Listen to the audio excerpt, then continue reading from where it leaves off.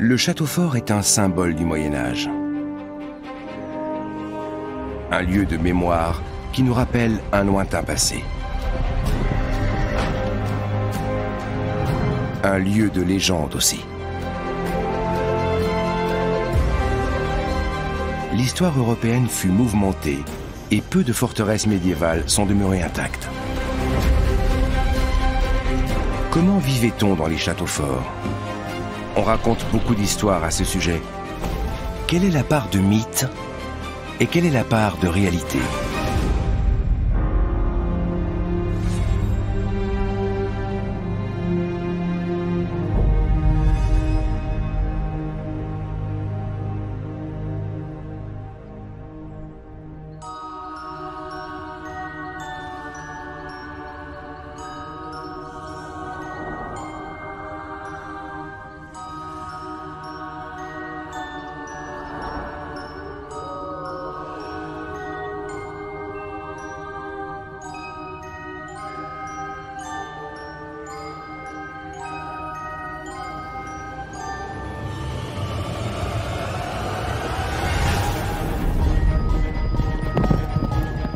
Vers l'an 1000, la loi du plus fort s'applique largement en Europe.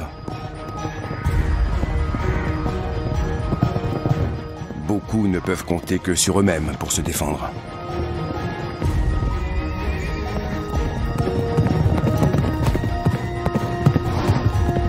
Les plus fortunés se construisent une place forte où se retrancher en cas de danger, un château fort.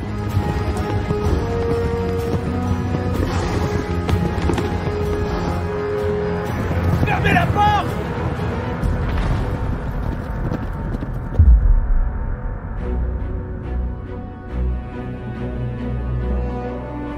Le château fort est l'architecture dominante du Moyen-Âge. Aujourd'hui encore, ces forteresses émaillent le paysage européen.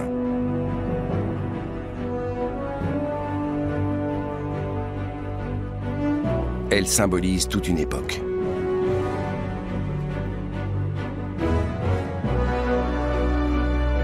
Les châteaux ne sont guère éloignés les uns des autres au Moyen-Âge. On ne parcourt jamais plus d'une journée à cheval entre deux places fortes. Seul un petit nombre de forteresses médiévales existent encore aujourd'hui. Beaucoup ont disparu en ne laissant que leur nom.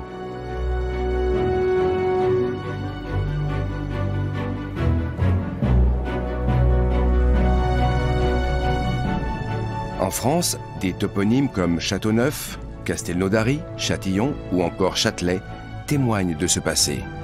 En Allemagne, le suffixe « Burg » dans les noms comme Hamburg signifie château fort.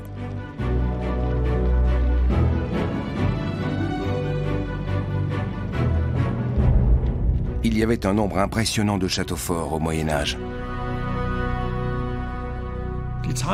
Dans les terres de langue allemande, qui correspondent aujourd'hui à l'Allemagne, plus l'Alsace, les domaines des princes germanophones de Bohême, la Poméranie et la Silésie, on a compté 25 000 châteaux forts il y a 60 ans. Mais ce chiffre ne reflète pas la réalité dans certaines régions, et on est en train de le revoir à la hausse. À l'heure actuelle, on pense qu'il y avait peut-être 40 à 50 000 châteaux forts, mais cela reste une estimation.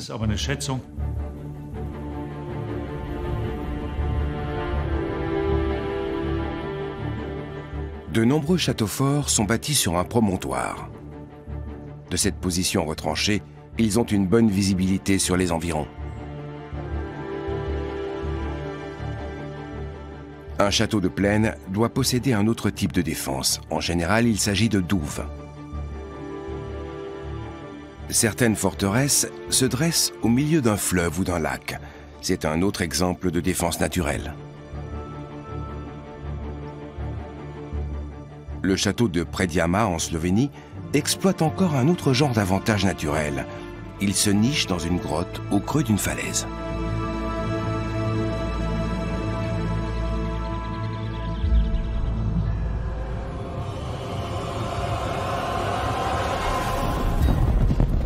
Au XIe siècle, les fortifications sont généralement en bois. La plupart des seigneurs féodaux n'ont pas les moyens d'édifier un château en pierre.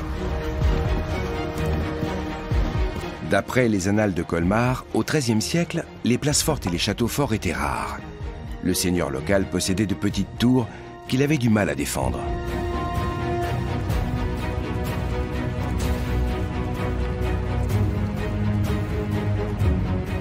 Néanmoins, la tour en bois constitue déjà une bonne défense. Le matériau de construction est peu coûteux et abondant dans toute l'Europe. Cela explique le succès de ce type d'architecture au début du Moyen Âge.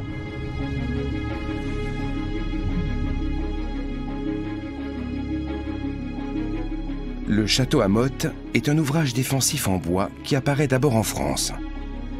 Il peut sembler rudimentaire, mais il remplit parfaitement sa fonction.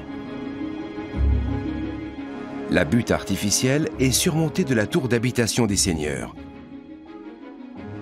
Elle est généralement entourée de palissades, voire de douves.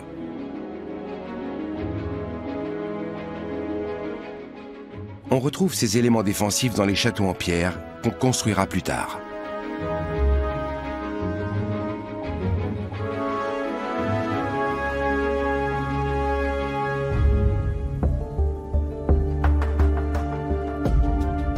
Au pied de la motte se trouve une basse-cour, également entourée d'une palissade et d'un fossé.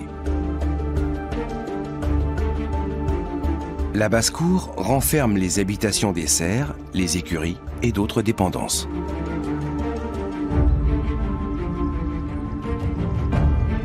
De nos jours, on trouve encore des donjons de pierre établis sur des mottes castrales en France et en Angleterre. C'est le cas du château de Gisors en Normandie. La tour était la résidence du châtelain.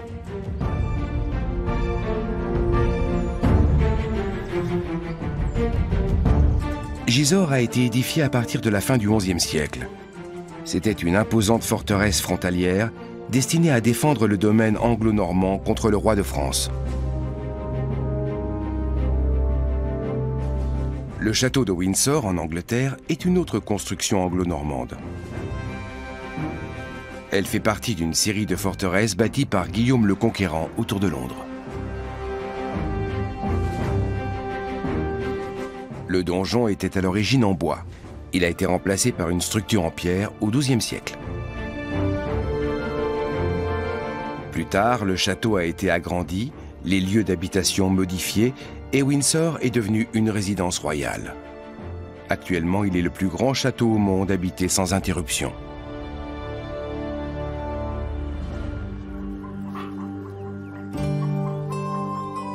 Mais tous les châteaux médiévaux ne sont pas aussi imposants que la résidence des rois d'Angleterre. Le confort est généralement sommaire. On vit sous le même toit que les bêtes, souvent juste au-dessus d'elles, pour profiter de leur chaleur en hiver. Un noble se lamente en ces termes. « Bien que chevalier, il me faut ouïr les moutons bêlés. Je ne vois que vaches, bœufs et manants en sabots. Tout ce monde s'agite du matin au soir en soufflant et en soupirant. »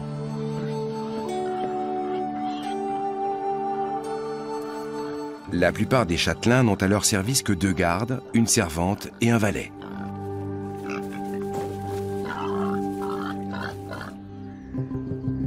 Au XIIe et XIIIe siècle, la famille qui règne sur le Saint-Empire romain germanique bouleverse le paysage européen.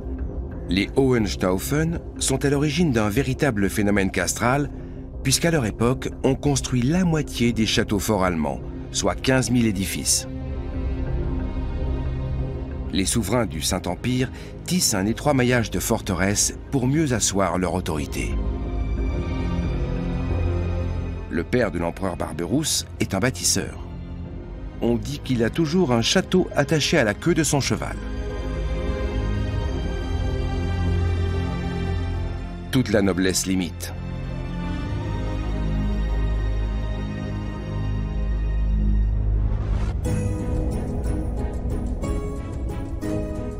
L'Allemagne se couvre de châteaux forts.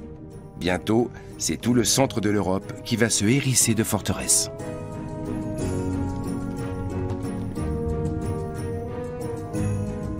Les Hohenstaufen étendent en effet leur empire par une série de mariages et partout, ils bâtissent des châteaux pour consolider leur pouvoir.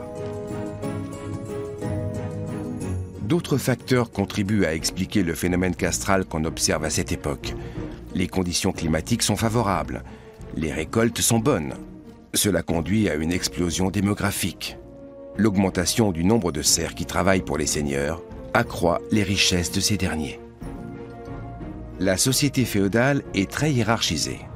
Tout en bas, les paysans forment 9/10 de la population. Certains sont des serfs. Au centre, il y a les nobles. Et tout en haut, le souverain, qui accorde sa protection et concède des fiefs aux seigneurs, qui en échange doivent veiller à ce que l'ordre y règne. Je te couronne empereur. Le roi est le plus grand des suzerains. Ses vassaux lui jurent fidélité.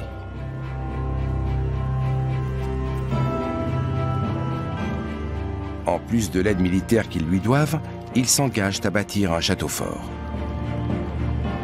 Mais avant de lancer les travaux, ils sollicitent son autorisation.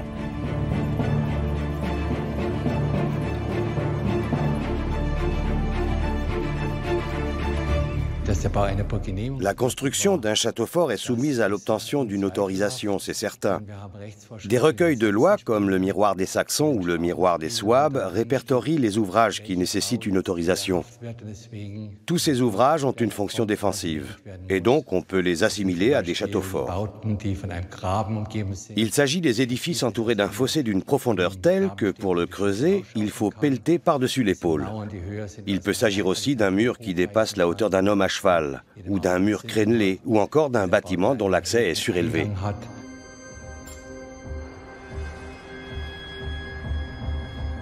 Le château d'Eltz, dans la vallée de la Moselle, est l'une des forteresses construites sous la dynastie des Hohenstaufen.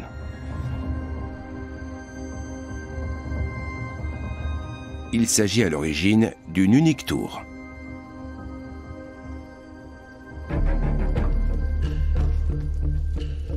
Pousse-toi de là. À table, c'est servi. 3 frères se la partagent. Elias, Wilhelm et Théodéric. Leur père est mort en 1268 et ne leur a légué que cette tour.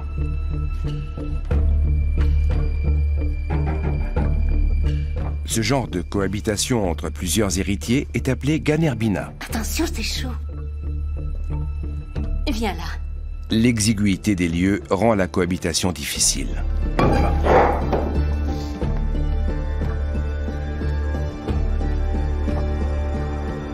Mais, en dépit des conflits, la maison d'Eltz parvient à maintenir sa cohésion. Si bien qu'aujourd'hui, 33 générations plus tard, elle est encore propriétaire du château. Le comte Karl d'Eltz est l'actuel châtelain. Le nombre d'héritiers de sexe masculin était trop élevé. C'est ce qui a conduit au Ganerbina. Le patrimoine était modeste. Il s'agissait d'un unique château et d'un domaine assez restreint. Le Ganerbina était un moyen de donner satisfaction aux principaux héritiers. Les 3 frères vont fonder 3 branches de la famille. Les Eltz au lion d'or, ceux au lion d'argent et ceux aux cornes de buffle. Ces 3 lignées sont copropriétaires du château. La diversité architecturale qu'on voit aujourd'hui est le fruit de cette situation complexe. Chacun a construit sa propre demeure, mitoyenne des autres.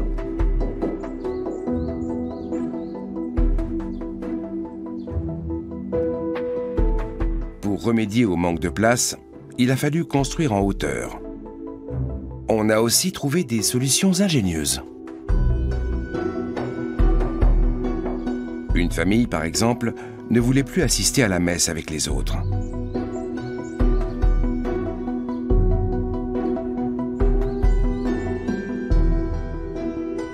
Elle a alors construit sa propre chapelle en encorbellement sur le mur de sa chambre à coucher.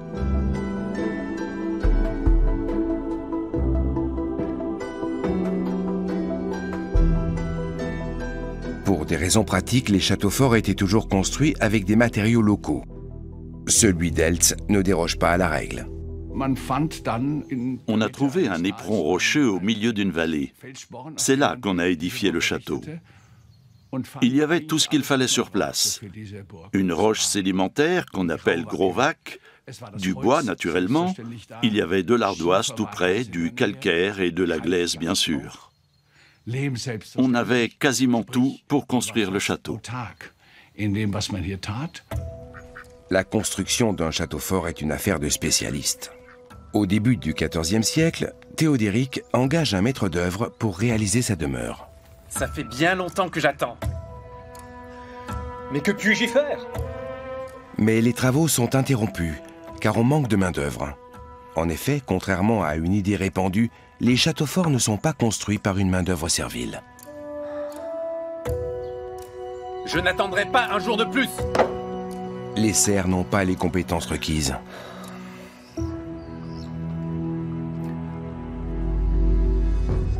Quelles sont exactement ces compétences? C'est ce que tentent de savoir les archéologues du chantier médiéval de Guédelon, en Bourgogne.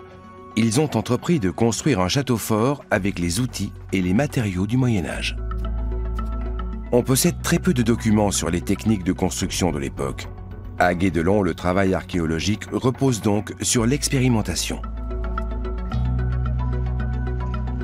Exemple avec le tympan ou cage d'écureuil, qui est l'ancêtre de la grue moderne.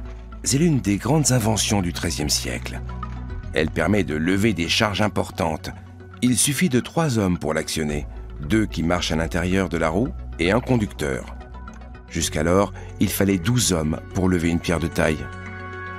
Le chantier de Guédelon a débuté il y a une vingtaine d'années et doit s'achever en 2023. Il emploie 50 personnes toute l'année, auxquelles s'ajoutent 200 bénévoles l'été.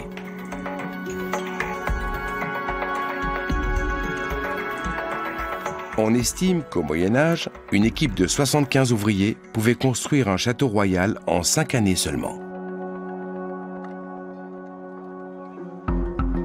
Le forgeron est très demandé. Il fabrique et répare les outils du chantier. Les ouvriers en font une grande consommation.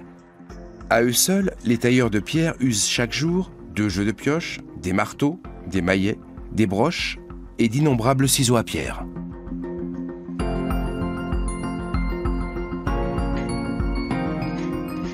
Si le forgeron ne fournit pas tous ses outils en temps voulu, le travail peut s'interrompre.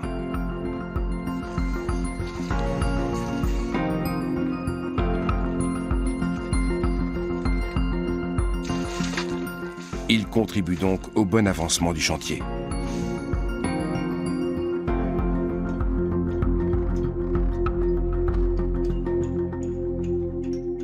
Certaines pierres portent des marques. Que signifient-elles? On a longtemps cru qu'il s'agissait de la signature des tailleurs de pierre. Mais le chantier de Guédelon a permis d'invalider cette hypothèse. Jusque traditionnellement, on disait que c'était des marques de tâcherons, c'est-à-dire des marques pour payer les ouvriers à la tâche. C'est-à-dire que chaque tailleur de pierre faisait un bloc et il mettait sa marque pour être payé du bloc qu'il avait fait. D'autres cas, c'est un problème de position du bloc dans le mur. Donc c'est une information pour dire c'est dans ce lit de là qu'il faut le poser.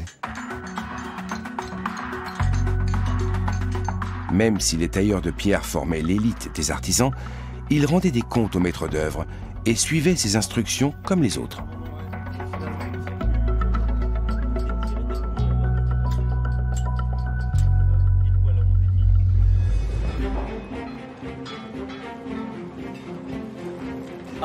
Les travaux ont repris au château d'Eltz. Notre logis sera adossé au tien. Que tu dis? Tu n'es pas le seul à décider de tout. Le chantier est un sujet de querelle entre les 3 frères. Les travaux sont importants et onéreux.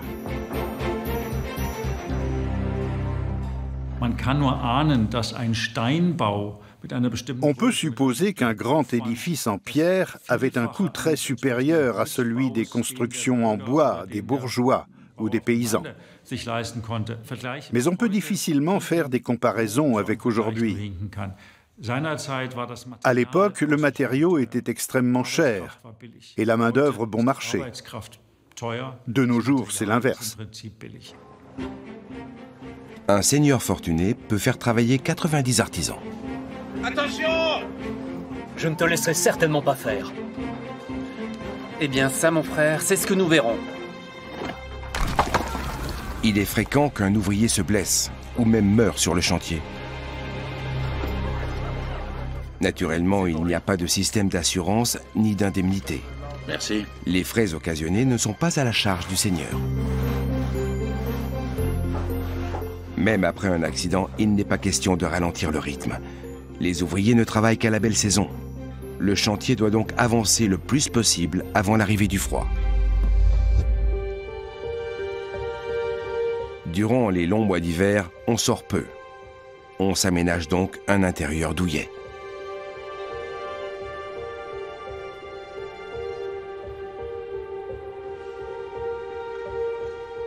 Sauf à de très rares exceptions, l'aménagement intérieur des châteaux médiévaux n'est pas parvenu jusqu'à nous.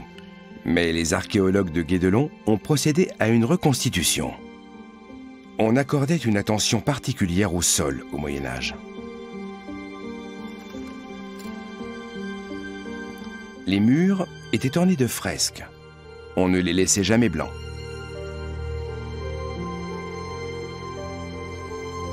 On obtenait les couleurs à partir de pigments naturels.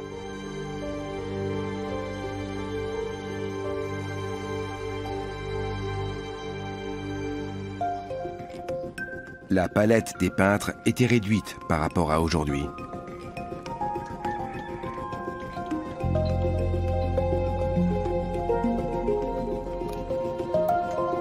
À Guédelon, on commence par broyer des terres et des minéraux comme l'hématite pour obtenir un pigment.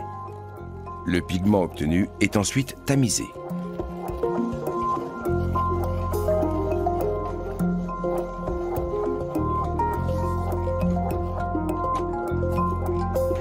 Pour réaliser les peintures murales du château, il suffit de le lier avec de la résine, de l'huile ou du blanc d'œuf et de l'additionner d'eau.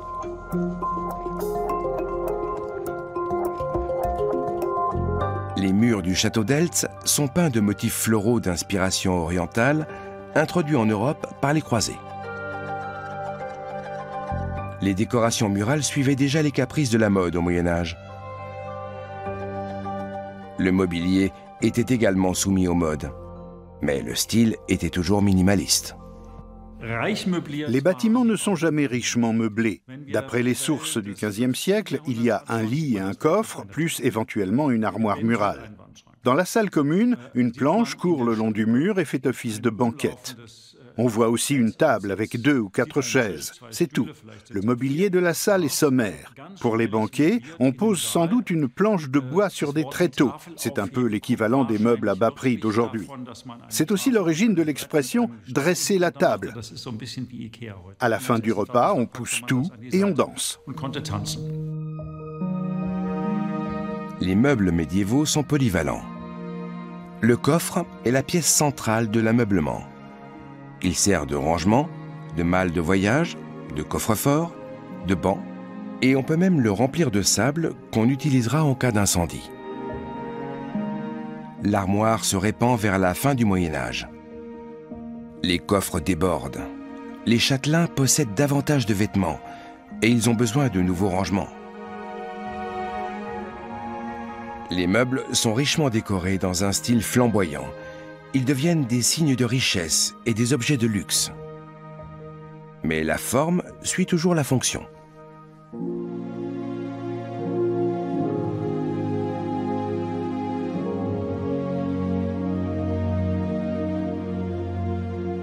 Si ce lit du château d'Eltz est fermé par des rideaux, par exemple, c'est pour mieux retenir la chaleur.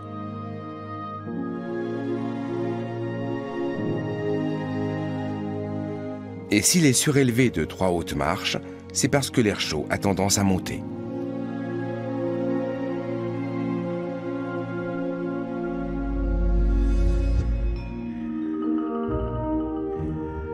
À l'automne, quand le temps refroidit, les gens d'Eltz se réfugient dans la seule pièce chauffée du château, la salle réservée aux bains.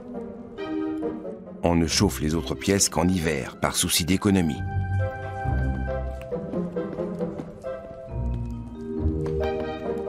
À cette saison, un tonneau rempli d'eau chaude suffit à diffuser de la chaleur dans la salle de bain. Tout le château se rassemble là. La situation doit donner lieu à des quiproquos. Messire est-il là? Je lui apporte un message.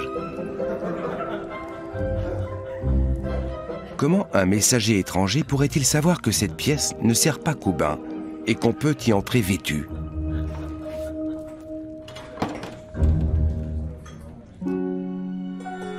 L'isolation thermique des bâtiments est un sujet crucial au Moyen-Âge. Un expert nous explique les dispositifs utilisés. Passé Noël, il faisait très froid. Pour survivre dans ce château glacial, il fallait être ingénieux, comme l'étaient sûrement les seigneurs. Ils ont d'abord recouvert les murs de fourrure de sanglier ou de chiffon. Dès qu'on chauffait un peu, les murs se réchauffaient. Plus tard, on s'est mis à recouvrir les murs de bois.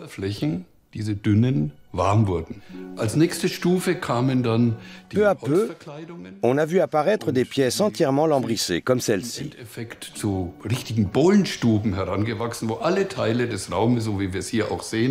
Avec ces minces lambris de bois, on obtenait le même effet qu'avec les fourrures, à savoir qu'il suffisait de brûler une bûche pour que les murs se réchauffent.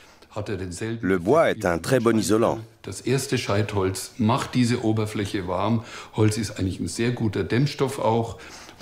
Puis les lambris sont passés de mode, et les tapisseries comme celle-ci sont apparues. On pouvait tapisser de grandes surfaces, aussi bien les murs intérieurs que ceux qui donnaient sur l'extérieur. Là encore, il suffisait d'allumer un feu pour que le revêtement chauffe et qu'une agréable chaleur se diffuse dans la pièce. Les tapisseries sont un peu les bandes dessinées du Moyen-Âge. Elles racontent des histoires plus ou moins édifiantes qui mettent en scène des martyrs chrétiens ou des demi-dieux païens. Les tapisseries divertissent les habitants des châteaux, surtout durant les longs mois d'hiver. À cette saison, on vit en effet au ralenti, comme la nature, et les activités sont réduites. Pour passer le temps, on peut aussi jouer de la musique, de la flûte ou de la guimbarde par exemple. Plusieurs jeux de plateau existent. Les seigneurs et les gentes-dames jouent volontiers aux échecs ou au tric-trac. Les domestiques préfèrent le jeu de dames. On joue également aux quilles et à divers jeux de ballon et de lancer.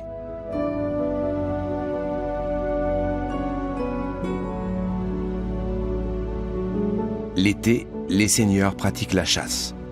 C'est un privilège de leur ordre. La discipline reine est la chasse à l'oiseau de proie.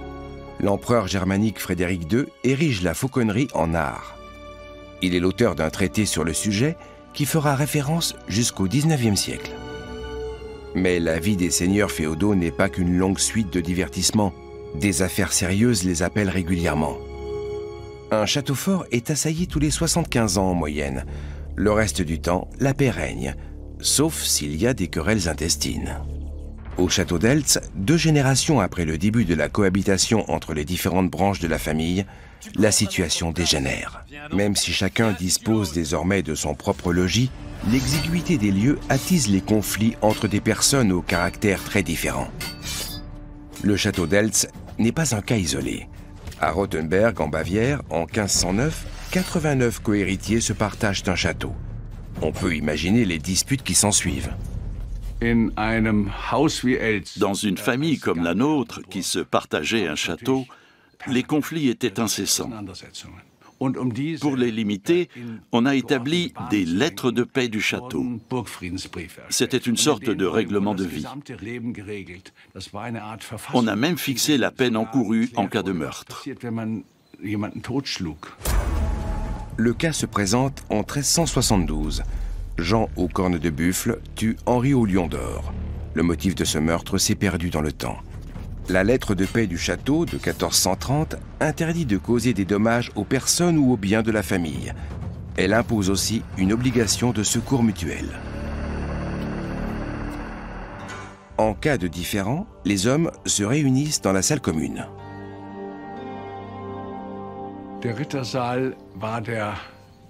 Les hommes de la famille d'Eltz se réunissaient dans la salle des chevaliers. On y tenait régulièrement des assemblées destinées à résoudre les conflits. Pour prendre un exemple contemporain, c'était en quelque sorte l'assemblée générale des copropriétaires.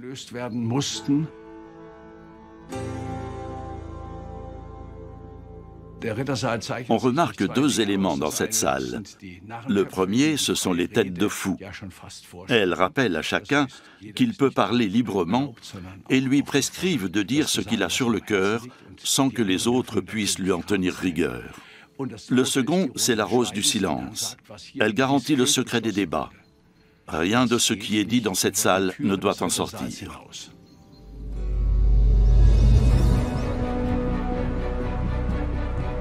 Les seigneurs du château de Burghausen ont davantage d'espace que ceux d'Eltz. Leur château est sans doute le plus long château du monde. Il s'étire sur plus d'1 kilomètre le long d'une saillie rocheuse.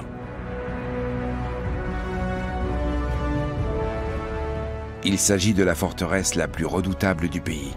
C'est la résidence des ducs de Bavière-Landshut, une branche de la maison de Wittelsbach qui va régner sur la Bavière durant des siècles.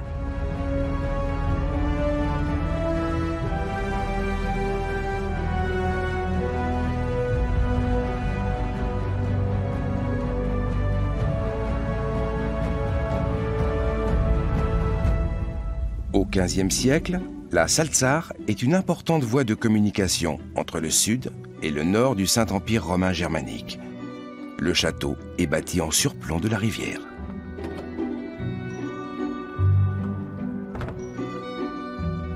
Les navires qui l'empruntent doivent s'acquitter d'un péage et de droits de douane auprès du château. Les livres de compte font état de recettes très élevées. La branche locale de la maison de Wittelsbach devient assez vite la plus fortunée. Ces navires transportent en effet une cargaison de grande valeur. Si on a construit ce château ici, c'est certainement pour profiter du commerce du sel. C'était une marchandise précieuse à l'époque, qu'on envoyait dans le nord. Les bateaux empruntaient la Salzach. Burghausen était un point de passage et un mouillage, avec péage et droits de douane. Les châtelains se sont beaucoup enrichis grâce à cela. Les comtes de Burghausen, puis certainement les Wittelsbach. Le corps de logis se situe au bout de l'enceinte. Il devient le coffre-fort de la maison de Wittelsbach. Le château de Burghausen est d'ailleurs l'un des mieux gardés du Saint-Empire romain germanique. Les péages et droits de douane permettent aux châtelains d'entretenir une vaste cour et d'agrandir leur château à maintes reprises. Parfait. Grâce au commerce du sel, Burghausen devient une place de première importance. Jusqu'à 200 personnes y vivent. Le seigneur et ses intimes occupent le corps de logis. La première avant-cour abrite la boulangerie, la brasserie et des écuries.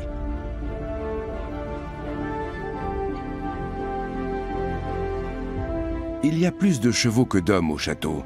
Ils servent à la chasse, au transport et à la guerre.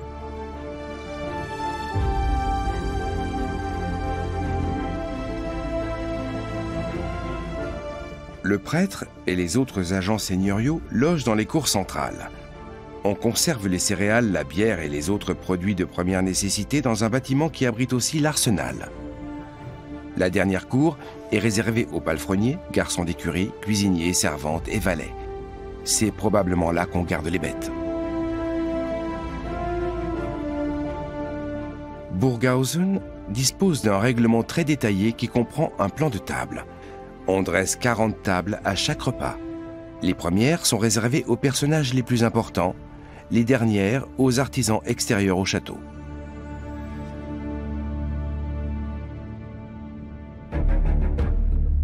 Naturellement, le seigneur doit nourrir sa nombreuse cour. Comme tant d'autres châteaux, Burghausen se situe à la croisée de voies de communication terrestres et fluviales. Son approvisionnement est donc assuré. Le sel et la soie proviennent d'Italie, l'ambre de la mer Baltique, les épices, l'encens et les étoffes fines d'Orient.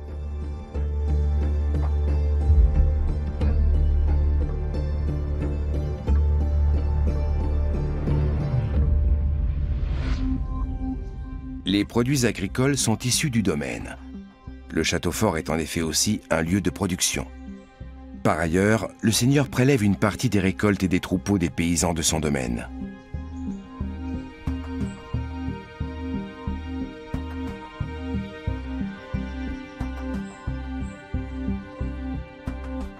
le château possède des jardins d'herbes et des potagers.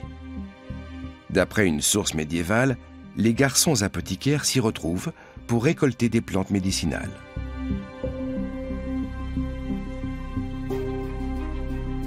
On presse le vin et on brasse de la bière avec du houblon. On préfère ces boissons à l'eau qui souvent est impure et rend malade.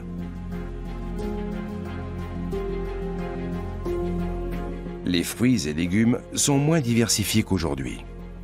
La pomme de terre, la courge, la tomate ou encore le piment sont inconnus en Europe jusqu'à la découverte de l'Amérique à la fin du XVe siècle.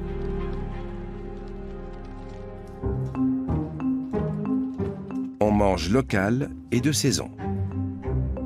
On consomme des légumes à chaque repas, ils sont source de vitamines. La viande et le poisson sont des mets rares, sauf à la table du Seigneur. On estime qu'un noble consomme 80 kg de viande par an, contre 20 kg pour un paysan.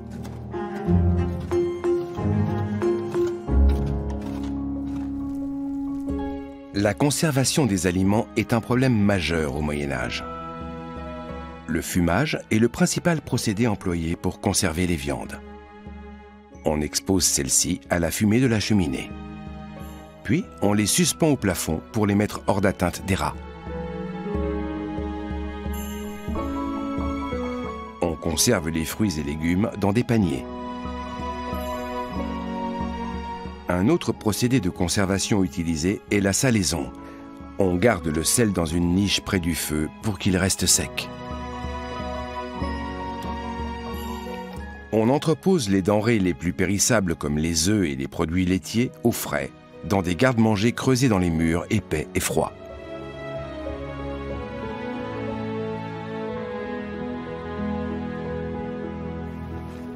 Les céréales constituent 70% de l'alimentation médiévale.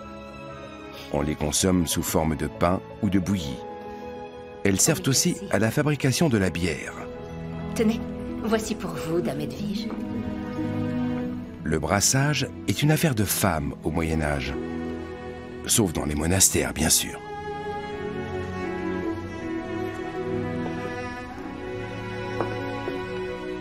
Tout le monde consomme de la bière.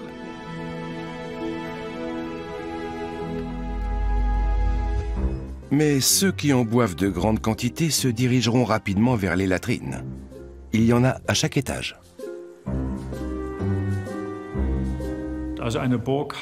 Un petit château possède 2 ou 3 latrines. Chaque tour, gardé par un vigile, dispose de latrines. Le vigile ne va pas descendre à chaque fois qu'il doit se soulager.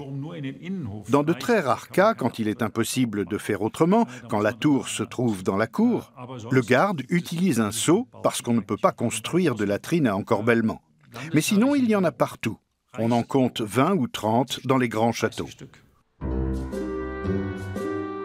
Les lieux d'aisance sont construits en saillie des murs extérieurs du château. Ils disposent d'une porte. Mais le seigneur la laisse souvent ouverte quand il y est, pour continuer à prendre part à la conversation. L'intimité est une invention récente.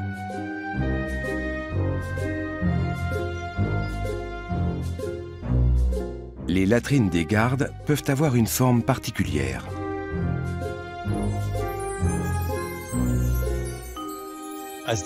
Le siège, c'est cette grosse pierre percée.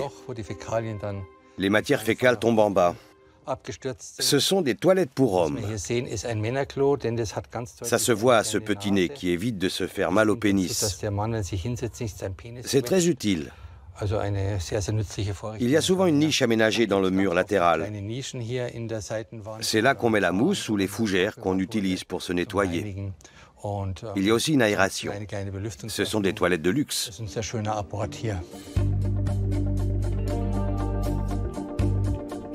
Certains bâtisseurs font preuve d'audace. L'empereur germanique Frédéric II édifie Castel del Monte dans les Pouilles au XIIIe siècle.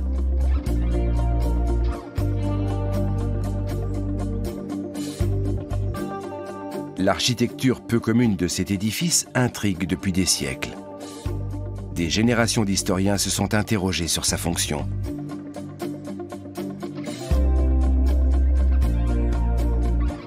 d'étranges rigoles sont creusées dans le sol. À quoi servaient-elles?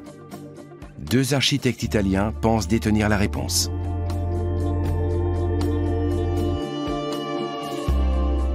Giuseppe Fallacara et Ubaldo Occhionegro étudient Castel del Monte depuis des années. Leur conclusion est qu'il s'agissait d'un grand hammam. Naturellement, l'eau y occupait une place centrale.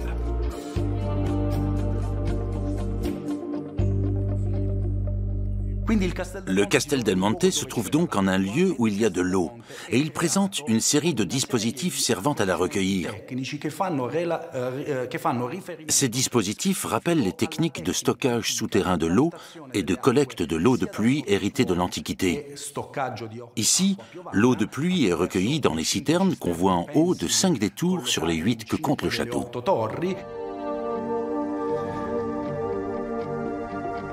Les citernes sont reliées à un ingénieux système de canalisation.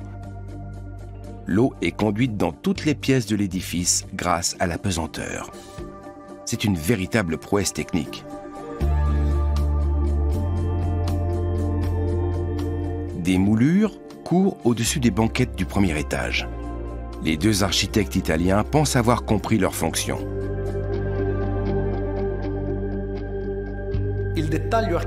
Un détail architectural d'une grande importance a immédiatement retenu notre attention.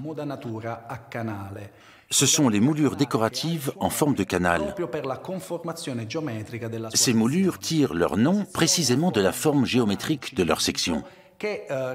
Cette section, en forme de canal cylindrique, permet de capter les eaux de condensation qui se forment à l'intérieur des salles.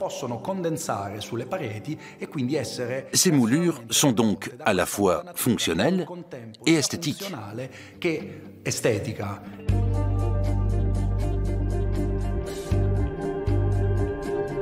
Castel del Monte est un édifice très raffiné et absolument unique dans l'architecture médiévale.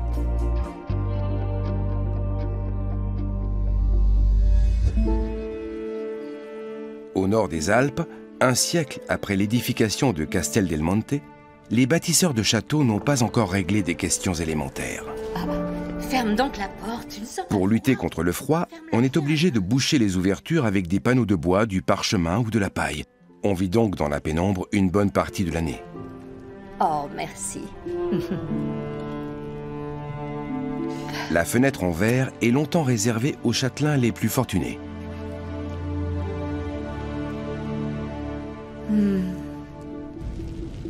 Mais une invention du XIVe siècle va la mettre à la portée de toutes les bourses. Il s'agit des cives, qui sont plus faciles à produire qu'une grande vitre. Le souffleur forme une boule de verre de 10 à 15 cm de diamètre. Le maître verrier aplatit la boule pour obtenir un disque qui garde en son centre une marque. Ce disque est appelé cive.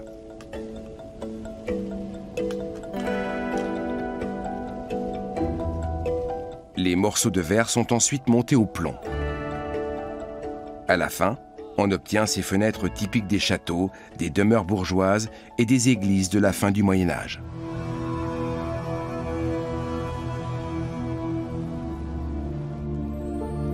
Grâce à cette invention, il n'est plus nécessaire de choisir entre la lumière du jour et le confort thermique.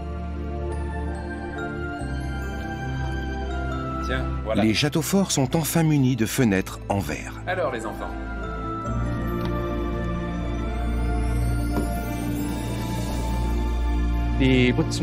La production de cives devient industrielle au XVe et XVIe siècle. Elle met le verre à la portée de nombreuses bourses. L'avantage de ces fenêtres, c'est qu'elles sont très solides parce que la pression est répartie sur un grand nombre de morceaux de verre montés sur du plomb. Les fenêtres à cives se diffusent largement. Elles augmentent grandement le confort des châteaux forts.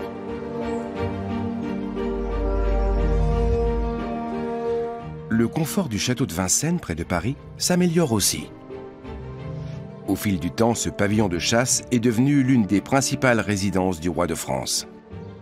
Il est assez vaste pour abriter toute la cour royale. Son donjon est l'un des plus hauts d'Europe.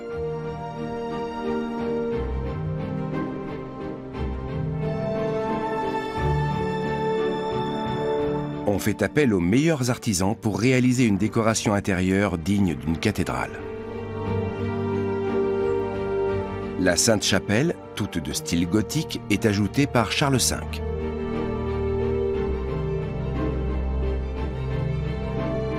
Ses verrières préservées sont remarquables. Des panneaux représentent l'Apocalypse de Saint Jean.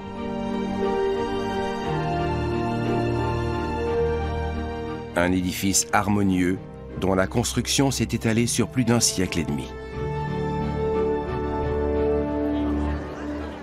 Le tournoi chevaleresque est une invention française. Contrairement à une idée répandue, il ne se déroule pas dans l'enceinte d'un château fort. Il n'y aurait guère de place pour cela. Il se tient plutôt à proximité des villes pour faciliter l'accueil et le ravitaillement des nombreux participants.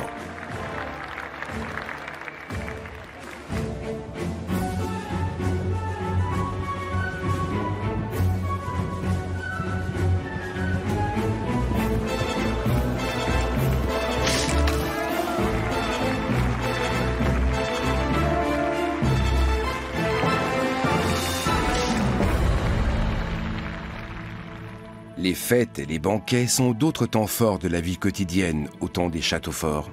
On sert des faisans, des cailles, des grues et même des cygnes, ainsi que des coings, des figues, des dattes et des raisins. Mais quel que soit le nombre de mets, un texte de l'époque rappelle que les hôtes ne doivent manquer ni de vin ni de pain.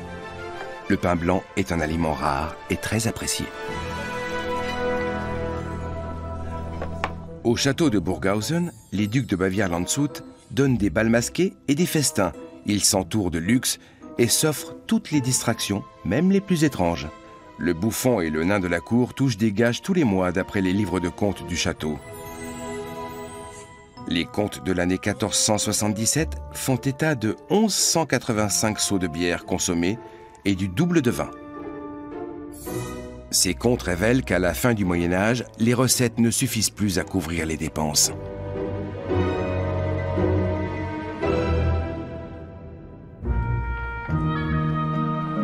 Il faut dire qu'Edwige de Burghausen est particulièrement dépensière.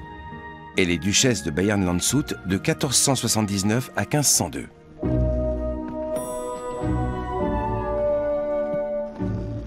Le duc est beaucoup plus économe, et on dit qu'il goûte peu la légèreté de son épouse. Edwige fait venir de nombreux produits de Landshut qui se situent à 2 jours de voyage du château. Elle ne se satisfait pas du tout venant. Fais-moi porter un verre d'eau. Et des fruits.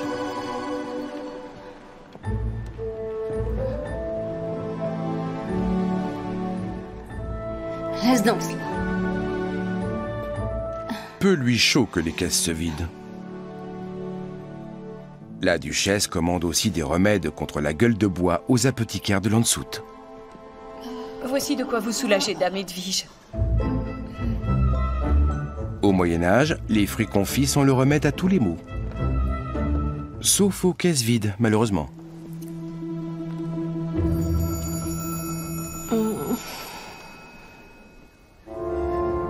Bientôt, la maison de Wittelsbach se divise au sujet d'une succession et s'endette pour faire la guerre. Le château de Burghausen finira par perdre son statut de résidence ducale et tombera dans l'insignifiance. C'est le sort de nombreux châteaux forts à la fin du Moyen-Âge. Mais pas de tous. La fin des châteaux est une idée reçue très répandue chez les spécialistes européens de la question. Il est vrai qu'un certain nombre de châteaux sont abandonnés au XVIe siècle, mais c'est pareil au XIIe ou au XIIIe siècle. Malgré cela, le nombre de châteaux conservés est tellement élevé qu'on ne peut pas parler de la fin des châteaux forts. Les châteaux forts demeurent présents dans le paysage européen. Certains sont encore habités. Ils témoignent de la société médiévale et en sont l'un des symboles.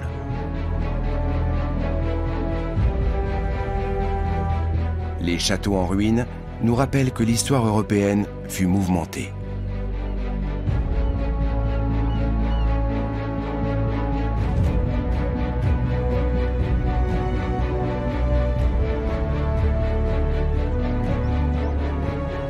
Après avoir sombré dans l'oubli, le château fort connaît une renaissance au XIXe siècle. Les poètes romantiques renouvellent les légendes médiévales. On recrée même des châteaux forts de toutes pièces, sans aucune utilité militaire. Le château de Neuschwanstein, en Bavière, est un chef-d'œuvre du genre.